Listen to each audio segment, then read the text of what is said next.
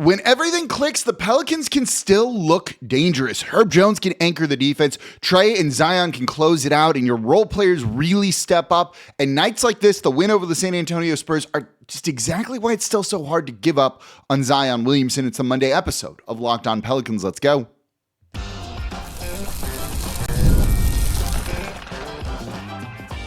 You are Locked On Pelicans, your daily New Orleans Pelicans podcast. Part of the Locked On Podcast Network, your team every day. Welcome to another edition of Locked On Pelicans, the daily podcast covering your favorite team, the New Orleans Pelicans and NBA. Part of the Locked On Podcast Network, your team every day, available wherever you get your podcasts and available on YouTube. I'm your host, Pelicans Insider, credential member of the media, Jake Madison, at NOLA Jake on Twitter. Here with you on this Monday, coming to you after a weekend where the Pelicans just went 2-0 with some clutch crunch victories over the Memphis Grizzlies and the San Antonio Spurs. We're going to look at the really good things we saw from the team in these games. You saw really great performances, arguably his two best performances from Zion Williamson this season. Tves Missi really stepped up against the San Antonio Spurs. You saw a really well-coached game against the San Antonio Spurs as well. Herb Jones is back. We got like a little bit to celebrate here on Locked On Pelicans. Today's episode of Locked On Pelicans is brought to you by FanDuel. It's last call for football on FanDuel, so if you're a new customer, bet just $5 and you're going to get $200 in bonus bets if you win. And of course, thank you for making Locked On Pelicans your first listen today and every day. We're here Monday through Friday, the number one Pelicans podcast covering everything you want to know about this Pelicans team. So please subscribe wherever you get your podcasts and join over 12,000 Pelicans fans on YouTube as well. And you can also watch us on the Gulf Coast Sports and Entertainment Network every weekday at 10:30 a.m. And if you're an everydayer, let me know in the comments down below. So 2 wins over the weekend, winning 133-127 over the Memphis Grizzlies, a game that, New Orleans just really took charge of kind of late in the fourth quarter, but coming back from a good bit down against a Memphis Grizzlies team that admittedly had like no point guards playing whatsoever. But we take what we can get here in New Orleans, and I thought the Pelicans did very well. Everyone just did their job perfectly. And if you look at the theme over these 2 games, the next one being the win over the San Antonio Spurs 104-95, you saw just everyone doing what they should do. In both these games, Zion Williamson was aggressive and scored, played good defense. We'll focus more on him in the next segment here. But you had Trey Murphy making big shots down the stretch, being a closer for this team. 32 points against the Memphis Grizzlies. I thought he was pretty good, even if he was a little bit more quiet with his shot just not falling against the San Antonio Spurs. But hitting key shots down the stretch. You had Saddiq Bey really stepping up against the Memphis Grizzlies, 36 points. He also had 24 against the San Antonio Spurs. Just a role player rising to the occasion here. But really, we can put those names out there. This starts with Herb Jones coming back. And particularly against the San Antonio Spurs, you saw the Pelicans defense look very different, entirely different, even against the Memphis Grizzlies, even though they gave up 127 points, particularly down the stretch, you just saw them lock in. And when you just put Herb Jones in the lineup, even if he doesn't score, and he didn't score against the Memphis Grizzlies at all, it seems just like good things happen. He didn't have a good shooting game against the San Antonio Spurs, scoring 9 points on 10 shot attempts, but he was a plus 21. When you put him in there, it's not just that he defends. We all know not on Herb and what he's capable of doing. It's that everyone raises their level of defense. Everybody else seems to defend harder when Herb Jones is out there. I heard Wes Johnson saying on the Pelicans pregame, Herb Jones is the captain of this team. You don't need to be the best player to be the captain, but Herb Jones is the captain. When he's playing, it makes everybody else just play harder. You see them going after 50-50 balls, loose balls, hustling a little bit more. It shouldn't only be the case when Herb Jones is out there that you see that from this team. But I'm glad that at least when he's out there, there is a level raised. Zion tries harder on defense. Zion rebounds better when Herb Jones is out there. It really makes a big difference for this team. Just I don't know whether it's like the mental impact of just having Herb Jones there, but it's also just leading by example. When he's out there hustling, everyone else is going to hustle some more too. It's really contagious. This is why you kind of want your best players to also lead by example. If Zion hustled every single time, everybody else would be hustling too. It's really as simple as that. So Herb Jones being back makes a massive difference for this team. Looking at it defensively, I thought the game plan against the San Antonio Spurs from the coaching staff was really, really good, and they actually made some really good in-game adjustments in this one. Early on, they were trying to get a mismatch for Zion Williamson in this game where you had a smaller guy on him so you could get Zion the ball and force Wemby to rotate over, essentially. Just not let him play one-on-one. And throughout the game, his rotations were just a little off, it felt like. And the Pelicans kind of realized that early on. And whenever Zion would go, he'd get the ball and he would go. And you watch him play and you see that fast twitch action that he has, just how quickly he can burst towards the rim. And if your help defenders, if your rotating defenders are not like immediately on it, they're going to get beat. You saw Wemby not know the correct angles to take to Zion Williamson in this one when he was trying to rotate over and be a weak side shot blocker, help defender, and it led to Zion having an incredible game. And then as the game wore on, they went to something that has really worked throughout the league this year, particularly with the Oklahoma City Thunder. The Thunder are in a hole to the San Antonio Spurs in their season series, but in the most recent game that they have played, what you saw the Thunder do where they were just terrified of Victor Wembanyama for the first three and went 0 for 3.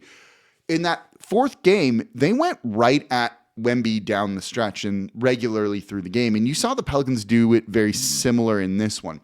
In the fourth quarter, with the game on the line, they were putting Wemby in every single action. They were running pick and rolls. They were just putting Wemby in every single action and forcing him to do things. And he just didn't have it for Zion Williamson at all. You know, in a game where Zion wasn't getting calls, no one for New Orleans was getting calls, though the San Antonio Spurs were whatever. You saw a very big aggression of the Pelicans realized, hey, we can score on this guy, so let's keep doing it. And I wonder if that got in Wemby's head a little bit, or even just kind of shook the entirety of the San Antonio Spurs. They came back, yes, and went on a big run, but then crumbled a little bit. And a big part of that was Tves Missi in this game. Missi against the San Antonio Spurs was absolutely outstanding, in my opinion. He blocked 2 shots. He had a steal. He was rebounding at a really high rate, 8 defensive boards, 14 overall. You just saw him working out there. And he completely changed the game defensively, I thought, with his hustle, just forcing missed shots, grabbing rebounds, or allowing, teammates to get rebounds as well. You needed that kind of energy big from him off the bench. He was outstanding in this one. In a game where Derek Queen this wasn't a good matchup for him, you need another big to step up. And Missi, wow, in this one. Performances like this are why I've said, I don't really want to trade him just to trade him. I think we'll get into more trade rumors and stuff tomorrow because I had a couple bombs dropped late on Sunday. We'll talk more about that in tomorrow's show. The latest John Morant update is hold your horses on that one, but also don't hold your horses on that one. We'll look at that tomorrow. But this is why a game like this is why I don't want to just get rid of Missi just to get rid of Missi. He was absolutely outstanding in this game. Offensively, he was really good too. One of the things you saw from him was he was setting screens and he was rolling to the basket a ton. And rolling like that, one either gave the passers an outlet for him or just opened up space because the Spurs had to account for him by not being still. He really made life easier for Zion Williamson, for Trey Murphy, and others in this game. I thought he was outstanding. I would be giving him the game ball from the win over the San Antonio Spurs. But let's go back to talking about Zion coming up next. I thought these were the 2 best games that we have seen from Zion Williamson this season. And these are the games why it feels kind of hard to give up on him. That's coming up here next in today's episode of Locked On Pelicans. Today's episode of Locked On Pelicans is brought to you by FanDuel. It's the last call for football on FanDuel. One final Sunday, one last kickoff, the final chance to get in on the action before the NFL season officially comes to a close. This is Super Bowl 60, and FanDuel is making sure you're right in the middle of it with a special offer just in time for the biggest game of the year. So whether you're picking the Patriots or not, I just on principle don't want to. I think I'm going to have to go with the Seahawks here. So whether you're picking the favorite, the underdog, or building the one last same game parlay, this is the game everyone's been waiting for. So this is where predictions turn into plays, stats turn into storylines, and every snap feels bigger. It's the perfect way to cap off the season and make the Super Bowl feel even more exciting from kickoff to final whistle. So if you're a new customer, bet just $5 and you're going to get $200 in bonus bets if you win. Make it count, because after the Super Bowl, the season is over. So last call for football on FanDuel, an official sportsbook partner of Super Bowl 60. Visit FanDuel.com to get started.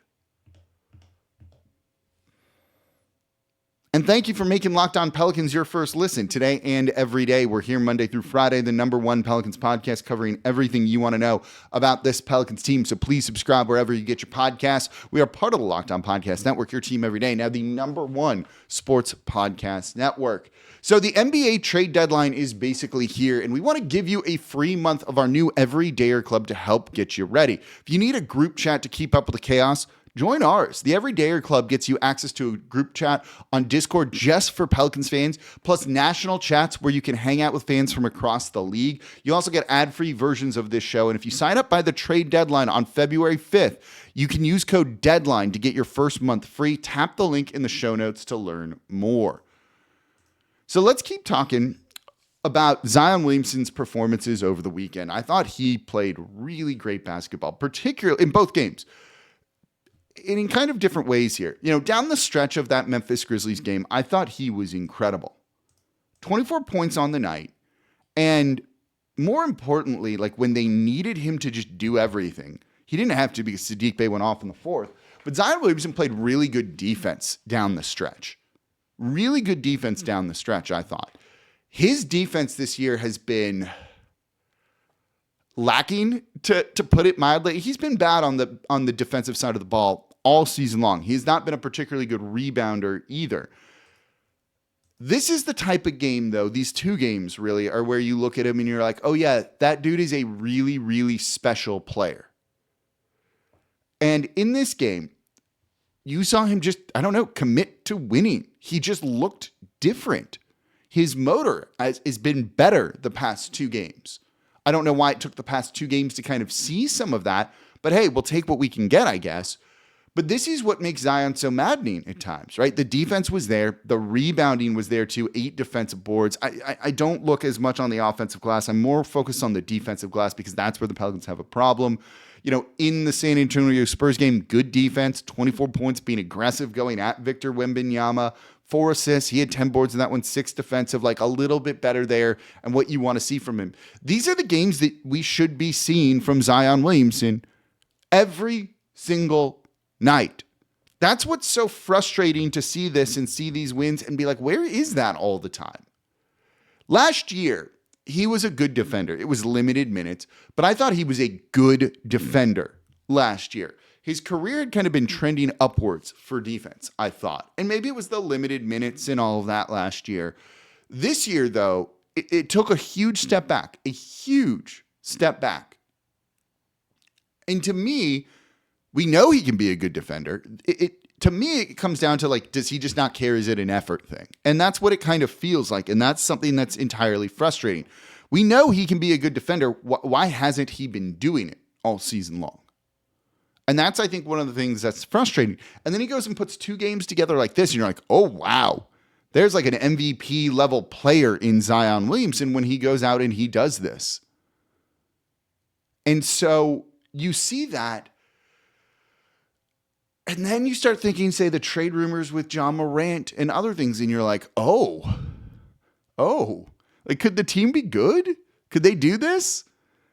I'm not there yet. They beat up on a Grizzlies team that didn't have John Morant, didn't have like any point guard, basically, didn't have Zach Edey. So that's not, the best version of the Memphis Grizzlies, and they had to come back from near 20 down to beat them. San Antonio Spurs have been a bit up and down this season, but I do think the Spurs are good. I don't view them as a title contender. I end up watching them a lot when I do Locked On NBA game night once a week, and they often have games at night. So I watch a ton of basketball anyway, but really watch their games intensely because I'm very interested in them as a team. And you see these type of games where it's like they just stop trying defensively at times, and they do some other things that make you really question how serious to take the San Antonio Spurs right now. But the Pelicans won, and that is a good Spurs team. Memphis is mid at best, but that's better than what New Orleans is doing. So you see these performances here, and it's one of those things where you just wonder, right? Like, it still gives the, like, what could it have been? What could it be? Like, can you actually really give up on Zion Williamson? I think I've been very much at the front of that kind of charge, saying the Pelicans need to go through a rebuild. They're clearly not going to go through a rebuild, right? Even if it's what I think they should do.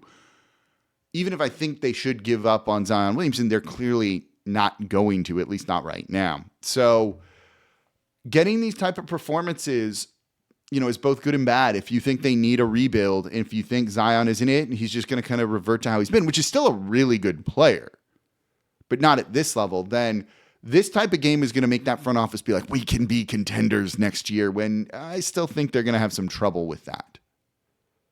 Look, one game ago, Jock Landale lit up New Orleans for 24 points. They had no answer for him, right? That's after Jay Huff, who did it against them, for the Indiana Pacers. So this is a team that still has a long way to go to kind of figure it out. We're going to get into kind of a little bit more of that, something I want you to know in the next segment too, with the rookies, along with Jordan Poole getting a DMP. But you can see the makings of a team if everyone does exactly what they should do. If Trey's the shooter, your leading scorer at times, the closer for you. If Zion is just Zion Williamson, if Saddiq Bey does what he does, if Jose gives you that energy you need and makes a couple of threes, which he did, and that was really great to see here in this game as well. When Missi really steps up, it can kind of be a confluence of like perfect events here, and New Orleans all of a sudden looks real, real good. We got to look at the whole season total, but I do think there's going to be some recency bias going into this trade deadline, which is basically here.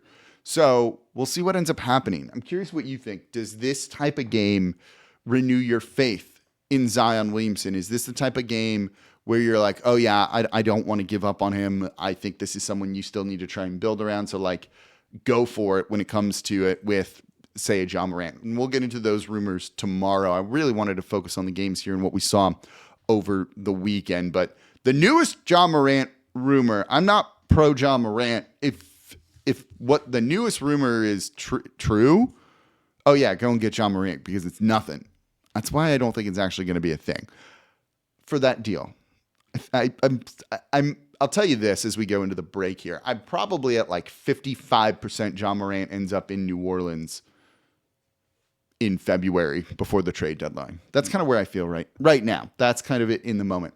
All right, coming up next, Jordan Poole didn't play in this game. Do you notice that? Did you also notice the rookies minutes? That's important. That's coming up here next in today's episode of Locked On Pelicans.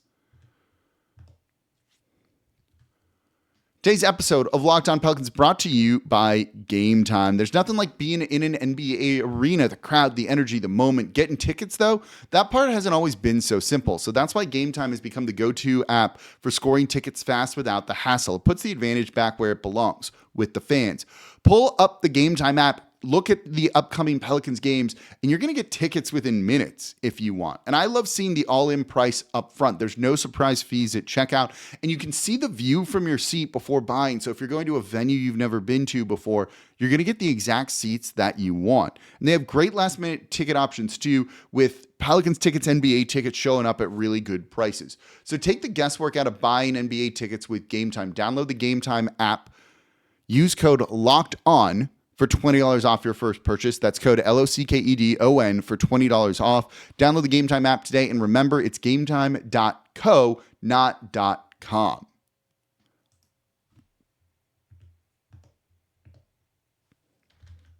And thank you for making Locked On Pelicans your first listen today and every day. We're here Monday through Friday, the #1 Pelicans podcast, coming to you every single Monday through Friday here, covering everything you want to know about this Pelicans team. So please subscribe wherever you get your podcasts. Join over 12,000 Pelicans fans on YouTube as well. Watch us on the Gulf Coast Sports and Entertainment Network. We are part of the Locked On Podcast Network, your team every day, the #1 sports podcast network. For your second listen, it's Locked On Saints with Ross Jackson. He's doing a deep dive on all things draft for the Saints. Go make Locked On Saints your second listen today. Okay, a couple more notes here from the Pelicans win over the San Antonio Spurs. I want to point this out here because I do think it's actually one of the more important things. We've seen Jordan Poole move to the bench, not having the most outsized role. Against the Memphis Grizzlies, he only played 12 minutes. Against the San Antonio Spurs, he had a DMP, coach's decision. Jose Alvarado came back, and Jordan Poole didn't play at all.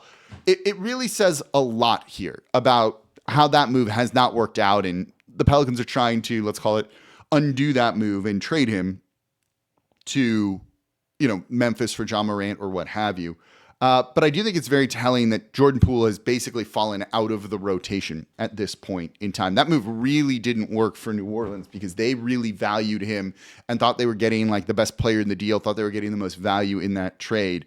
I'm glad to see that, it hasn't translated to, I'm not happy to see it. What I'm saying is, since it's not translated to winning basketball, I'm happy to see that the Pelicans are taking this kind of approach to it and just not playing him. There doesn't really seem to be a point right now. They want to win games. They want to try and kind of figure some things out for the future. And Jordan Poole at this point does not seem to be part of that in any capacity here. I also think it's very telling that in this game against the San Antonio Spurs, Derek Queen played 17 minutes. Jeremiah Fears played 16 minutes, probably some of the lower numbers of the season. This is why the two timelines thing doesn't work. Notice, when Jeremiah Fears has been on the bench for 2 games and they've won those 2 games, there have been other reasons for that. But part of it is just the rookies don't help you win. It's kind of as simple as that. You take one of the rookies out of the starting lineup, that starting lineup looks a little bit better and does a little bit better, and then the team can win as a result. In this game, not playing Derek Queen tons and tons of minutes, I think, is the type of thing that you're going to look at and be like, oh yeah, that really helped this team. It was Missi with the majority of those minutes playing 30 plus. It's tough to win with the rookies. If this team wants to, and this is going to go into next season too, the rookies will be better, but I don't know if they're going to be ready to contribute to winning at the level that New Orleans is going to want. And if that's going to be the case, you got to play them less. Does that hurt their growth in some capacity? This is why 2 timelines is really difficult to do and just basically doesn't work. And I think you kind of saw that in this game and, these 2 games here, but particularly this game and the win over the San Antonio Spurs. Now, you still need to keep playing them. I thought Fears looked really good in this game. He's finishing around the rim was a little bit better. I think against the Memphis Grizzlies, you saw some really good defense from Jeremiah Fears in that one as well. He was also dishing the ball a little bit better than he normally does, so that was very cool to see. He's growing, and he's going to continue to grow. Same thing for Derek Queen. You saw Queen be in the right place, the right time often, but turn the ball over, really was fouling and struggling against the big physicality of Victor Wembanyama, but you're going to have those big physical centers, Zach Edey, Victor Wembanyama. You have Şengün as well, even though he's not the most physical, but you have those kind of players. That's your division right there. You're going to need, how much can you roll into next season with Derek Queen being like your guy? And he should still be the team's guy, but if you're going to want to win a lot of games, other moves need to be made, and I do think getting a guy like John Morant's going to limit what you can do. It's those sorts of things that make me wonder about this whole plan. And again, John Morant will be fun. I'll be very excited to see him here in New Orleans. I would imagine his jersey will sell like crazy right off the bat. We'll see what ends up happening. This showed a glimpse that, maybe kind of doing that kind of move isn't the worst idea. I don't think it's a great idea, but I think it kind of shows it's maybe not the worst idea that this team can do, that there is some talent here that they want to try and find a way to win. But against San Antonio, I do think they didn't rebound as well as they could have or should have. And there were moments where I was like, is this team doing? Those are the type of things that's still going to hold you back next season too. So I am overall still a little concerned about this Pelicans team and what things are going to look like and be like for them. So I don't know. We'll see. this type of weekend is like, oh, I'm kind of confused and stuff like that when it comes to the team. I do think keep recency bias in mind. You don't want this to be, oh, we won 2 games, we're good again, right? Remember that 5-game winning streak they went on and then promptly followed that up with a 9-game losing streak. So that's very much a realistic possibility too. But I will say this is the Pelicans' toughest stretch of schedule probably. And they just started off more or less with 2 wins. So that has looked particularly good. And that at least is very much encouraging for this Pelicans team. So I'm happy to see that they were able to kind of get all of that done. All right, that's going to do it for this episode of Locked On Pelicans. As always, I'm your host, Jake Madison, at NOLA Jake on Twitter. We're part of the Locked On Podcast Network, your team every day. We're going to dive deep into more trade rumors tomorrow, more about Tves Missi trade rumors, though maybe that's going to be quieted. Now, I want to get into the rumored deal for John Morant that involves DeJounte Murray and Jordan Poole. I don't think that's very realistic. You're going to need to put other stuff in there, and that might be a sticking point for New Orleans. It probably should be a sticking point for New Orleans, but also that's an incredibly cheap deal. But also, that offer might have killed the deal before it even started, and I'll explain what I mean by that in tomorrow's episode of Locked On Pelicans. So I appreciate y'all so much for listening. Again, as always, I'm your host, Jake Madison, at NOLA Jake on Twitter. See y'all tomorrow.